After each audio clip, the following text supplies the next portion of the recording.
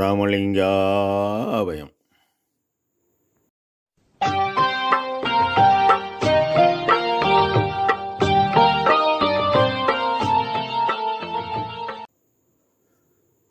அருட்பெரும் ஜோதி அருட்பெரும் ஜோதி தனிப்பெரும் கருணை அருட்பெரும் ஜோதி எல்லா உயிர்களும் இன்புற்று வாழ்க. வள்ளல் மலரடி வாழ்க வாழ்க. திருச்சிற்றம்பலம். அருட்பெருஞ்சோதி ஆண்டவரின் பரிபூர்ண அருளை பெற்ற அருட்பிரகாசம் பெருமானின் திருவடிகளை மனமொழிமையால் போற்றி பணிகின்றேன் தயவுடன். நாம் செய்த செயலின் விளைவாக இன்பதுன்ப அனுபவங்கள் யாவும் வந்து கொண்டே உள்ளது. அவ்வாறு வருகின்ற துன்பம் யாவும் பொறுத்து எல்லா உயிரும் இன்பமாக வாழ எண்ணி நாம் செயல்பட்டாலே நமக்கு எல்லாம் செயல்படும். நம் பெருமான் பாமாலை ஏற்றல் என்ற தலைப்பில் 12வது பாடலில் ஆக்கி அழித்தல் முதலாம் தோளில் ஒரு 5 தேக்கி அமுது ஒரு நீ செய் என்றான், தூக்கி எடுத்தான், அணைத்தான், இரவாத தேகம் கொடுத்தான், சிற்றம் வளர்த்தான் என்கோ என இப்பாடலை பதிவு செய்கின்றார்.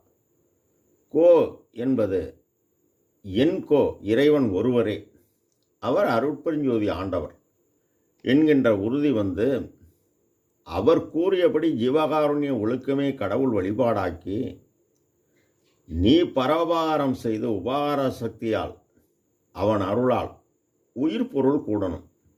அப்படி கூடினால்தான் இறை அக அனுபவமாக கொல்லா நெறியே குருவரும் நெறி என பல்காலில் எனக்கு பகர்ந்தமை சிவமே என கூறுகிறார். இறைவன் கூறியதாக கூறுகிறார். அவ்வாறு கூடும்போது அறிவு விளங்கிய ஜீவர்களுக்கெல்லாம் ஜீவகாருண்ய ஒழுக்கமே கடவுள் வழிபாடு, கடவுள் காட்டிய பாதை, கடவுளை அடையும் பாதை என்னும் 100% நம்பி செயல்பட வேண்டும். அப்படி நாம் செயல்பட நமக்கு உள்ளொளி ஓங்கி விருப்பு வெறுப்பு அற்ற நிலையில் கோ எனும் இறைவன் பா எனும் பகர வடிவ குழியில் இம்மென்னும் அகரமாகிய ஆன்ம ஒளி ஒளிக்குள் ஒளியாக நின்று இயக்க உகரமாகிய இந்த ஜீவன் காற்றை ஜீவித்து மகரமெய்யான உடலில் ஆன்மொழி இயக்குகிறது, இந்த ஆற்றல் இயங்குகிறது என்ற உண்மை புரியும். இது புரிந்து உயிர் ஒளி விளங்கணும். உயிர் ஒளி விளங்கும் பொழுதுதான் காமமும் கோபமும் குடியட்டு போயிற்று, கொடிய ஓர் அகங்காரம் பொடி பொடி ஆயிற்று என்பார். இது யாவும் ஒரு ஜீவன் மற்றொரு ஜீவனுக்கு உதவுவது, இரக்கம், கருணை, தயவு நிகழணும். அவ்வாறு நிகழும் பொழுது ஒழுக்கமும் அன்பும் சாந்தமும் ததும்பி நிற்கும் பொழுது அன்பும் அறிவும் உடனாக தோன்றி அதுதான் என்னை ஏறா நிலைமையில்லை ஏற்றியது தயவு என்கின்றார். அவ்வாறு சிறிய தயவு பெரிய தயவாகி உலகறிவு கடந்த அருளறிவு பெற்று தயவினால் தயாவண்ணமாகி நிற்கும்போது அருட்சக்தி என்னும் இறைவனின் தயவு பேராற்றல் கூடினால் இரவாத தேகம். இதனை நம் பெருமான் இறைவனிடம் கேட்டார், அவர் வழங்கினார்.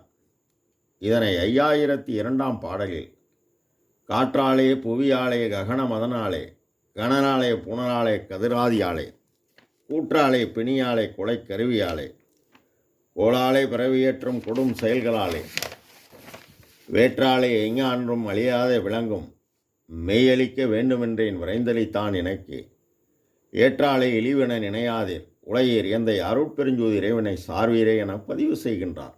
அனைத்தான்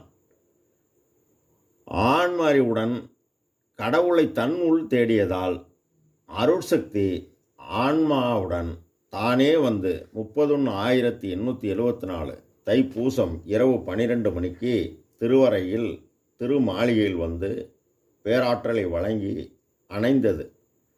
ஆக்கி அழித்தல் முதலாம் தொழில் ஓர் ஐந்தினையும் தேக்கி அமுது ஒரு நீ செய் என்றான்.